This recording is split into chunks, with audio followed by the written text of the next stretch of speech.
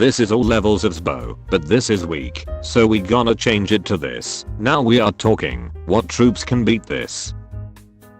To make this video interesting, Pekka will tell 10 stories. When the man who went to war without a weapon single-handedly saved 75 soldiers using only some rope, he became the first conscientious objector to ever be awarded the Medal of Honor. When the future hero was just a boy, he was raised as a pacifist Christian by his devout mother. And when they had to grab a gun away from his troubled father during an argument with his uncle, he swore he would never again even lay a hand on a weapon. But when the Japanese attacked Pearl Harbor, he was filled with patriotic fury, and despite qualifying for deferment, enrolled in the U.S. Army. Yet still refusing to carry a weapon, his commanders mocked him, called him a coward, and even tried to have him court-martialed. But he never relented, saying he would be there saving lives while others were taking it. And he was eventually granted an exception to go into battle unarmed as a medic. At Okinawa, during the deadliest battle of the Pacific Theater, his division was tasked with assaulting the heavily fortified 400-foot tall cliff known as Hacksaw Ridge. And climbing up the side of the cliff, he often ventured under heavy fire within 25 feet of enemy lines to rescue wounded soldiers. But when a devastating Japanese counterattack pushed the Americans back to the precipice, the soldiers were ordered to retreat, and dozens of wounded men were left stranded on top of the ridge. Yet disobeying his orders, he remained up there alone for hours, carrying the wounded men back to the edge of the cliff one at a time, and lowering them down with some improvised rope he tied to a stretcher. And after every trip, he would say a simple prayer to God, pleading only, please help me get one more. By the time he was finished, the army reckoned he had saved over 100 men, but he claimed it was only 50,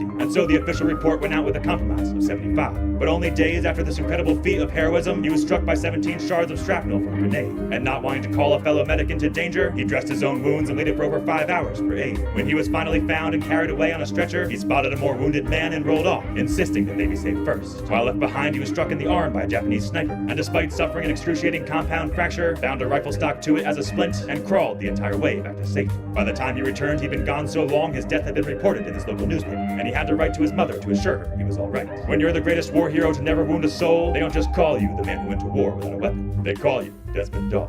When the first female philosopher was proposed to by one of her students, she threw her dirty undergarments at him and said, "It is these that you love, not I." When she was just a girl, she was personally tutored by her loving father. But by the time she was in her teens, she had surpassed him and was acknowledged by all as the greatest philosopher, mathematician, and astronomer of her day. Despite being described as exceptionally beautiful, she devoted herself entirely to the pursuit of knowledge, frequently fighting off the advances of her fawning students and remaining a virgin all her life. Although she was a pagan herself, she happily lectured to both pagans and Christians, and rising to lead the Platonic school of Alexandria, she drew crowds of people from all over the world to hear her speak. When the Roman governor of Egypt learned of her wisdom, he became one of her most eager students, and frequently consulting her in all matters of government, he began to spend more and more time in her presence, and less time at church. When the bishop of Alexandria was made aware of this, he became fearful of her growing influence, and so spread rumors that she had magically enchanted the governor and was secretly in league with the devil. And so when a conflict broke out between the Christians and the non-believers, the bishop used it as an excuse to send an angry mob to her doorstep. When the mob fell upon the noble woman who was then in the bloom of her beauty and the maturity of her wisdom, she was dragged through the streets to a church,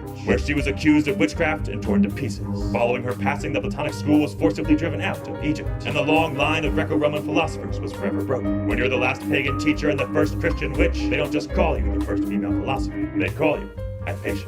When the craziest con man in history sold the Eiffel Tower twice, then fled to America, he set out to rob the notorious gangster Al Capone. When he was still just a bright young student, he developed an unhealthy obsession with gambling, and dropping out of school, became a master of pickpocketing, panhandling, and petty fraud to support his vice. But when the Paris papers published news that the Eiffel Tower was wildly unpopular with the French people, he concocted a scheme to elevate his game to the next level. Forging government documents and gathering every scrap metal dealer in the city, he told them of a confidential plan to demolish the hated building, and offered to sell the tower's iron to the highest bidder. Picking the most gullible of the bunch, he told him he'd nearly won the bid, but just to sweeten the pot, had to fork over an additional bribe of 20%. And so, parting with nearly $5 million in today's money, the poor sap received a contract worth absolutely nothing. Running away with his ill-gotten gains to Australia, the devious thief laid low and waited for the inevitable news to break. But when he realized his mark had been too embarrassed to even report him to the police, he came back to France and repeated the entire scheme once again. Yet when the new dealer wisened up to his ways and called the authorities, he was forced to make a hasty escape to America, and quickly established a new con on a new continent. When he was thrown into jail in Texas for a petty scam, he tricked the sheriff into granting him his freedom in exchange for a money printing machine that was actually just a fancy box stuffed with a few loose bills. When the crooked cop found out and chased him down to Chicago, the con man simply slipped a few fake dollars into the back of the box and convinced him he'd been operating the machine all wrong. And when the officer later went to spend his new money, he was promptly arrested as a counterfeit. While in Chicago, he talked Al Capone into loaning him a massive sum for a fictional business. But instead of spending any of the money, he locked it all away in a safe and did nothing. When 2 months later, he returned to Capone with the cash and told him his plans had fallen through, the gangster was massively impressed by his honesty, and as the con man expected, gave him part of the money back for his trouble.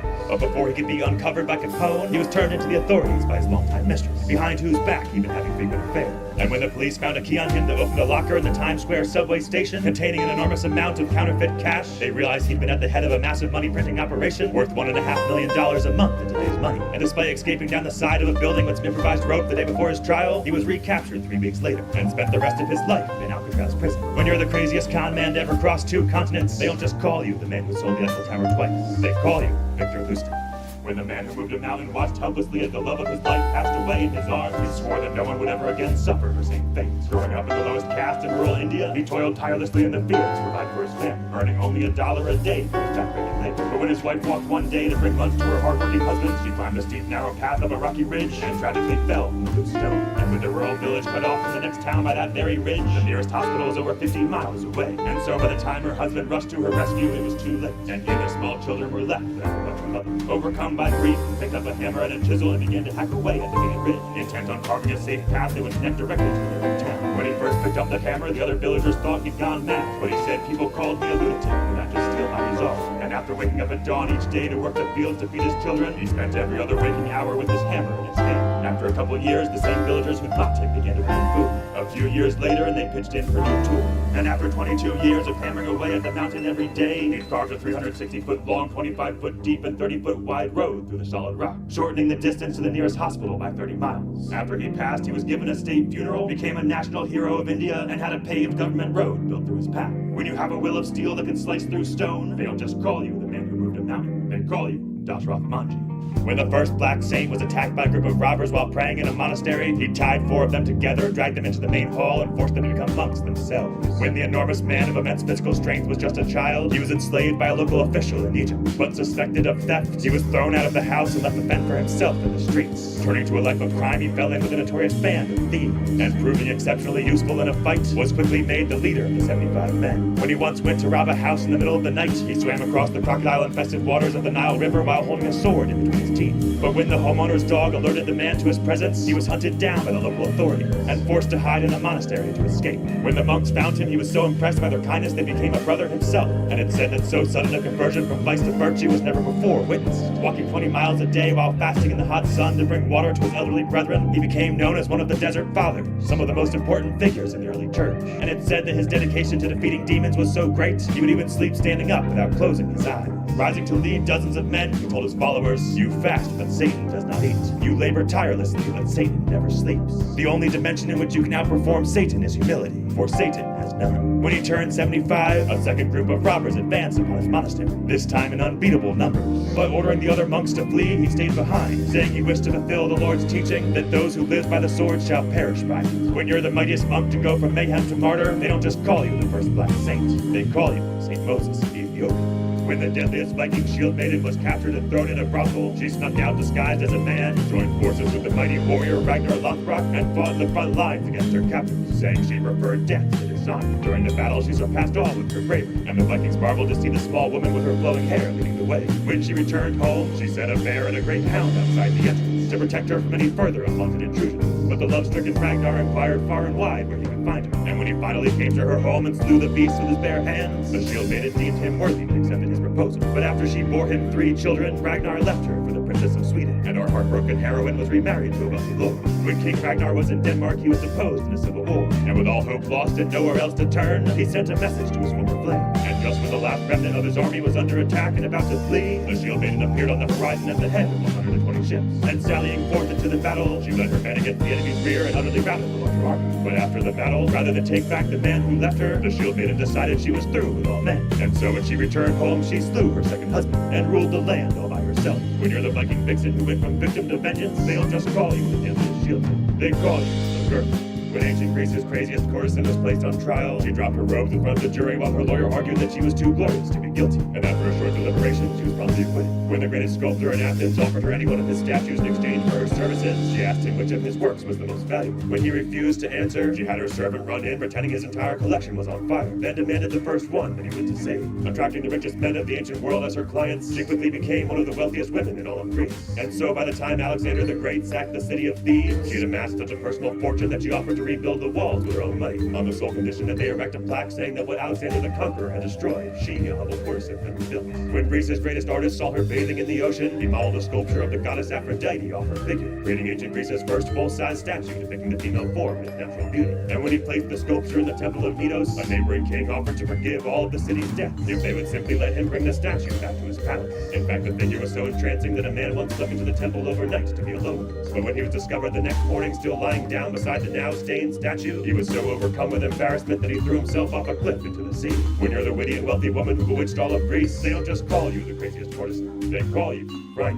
When the greatest knight you've never heard of single-handedly defended a bridge against 200 men, he became known as the knight without fear and beyond reproach. When he became separated from his army during a siege, he stormed the city all by himself, chasing the enemy all the way back to their palace before they realized he was on his own. When he lay nearly dead from malaria on the day before he was supposed to fight a duel, he refused to reschedule, instead running the man through with his sword, then going to church to pray for his soul. When he led 1,000 men to victory over the 35,000 troops of the Holy Roman Empire, the king declared him the savior of France and gave him rights previously reserved for a crown prince. And so when he approached the young king to be knighted, the king knelt down before him and asked to be knighted by him instead, becoming known as a knight of impeccable kindness and charity. When he captured a town, the peasants would celebrate in the streets. And he cared so much for the needy, he'd even personally feed those sick with the plague. And so even his enemies gave him the nickname the Good Knight. But having grown up in a family where nearly every single one of his male ancestors for the past 200 years had fallen in battle, when he was finally fatally shot by an early musket, he had his squire prop him up against a tree, so that even in death he'd never show his back to the enemy. When you're the good knight without fear, they don't just call you the greatest knight you've never heard of. They call you the Chevalier de Bayard.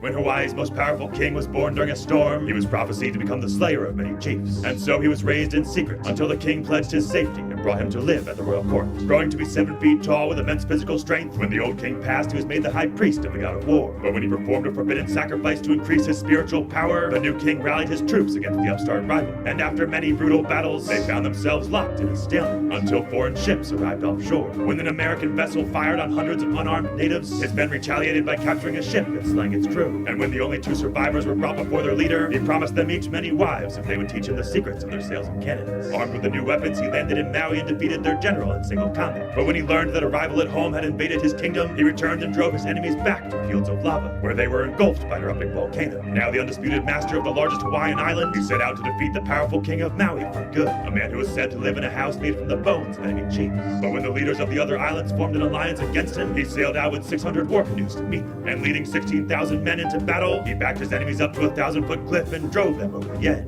And when he captured their leader, he sacrificed him to absorb his power. But when 2 unarmed fishermen who had struck him with an oar while he was raiding their village were brought before him for execution, he knelt down and apologized to them instead, declaring the new law of the splintered oar, that every elder, woman, and child ought to be able to lie down by the roadside free from harm, a principle still enshrined in the Hawaiian Constitution to this day. And just as swiftly as he brought vengeance to his enemies, he brought peace and prosperity to his kingdom, so that after many years of noble rule, the last independent king voluntarily submitted to him as a vassal. When you're the first man to unite the Hawaiian Islands, they don't just call you Hawaii's most powerful king, they call you Kamehameha.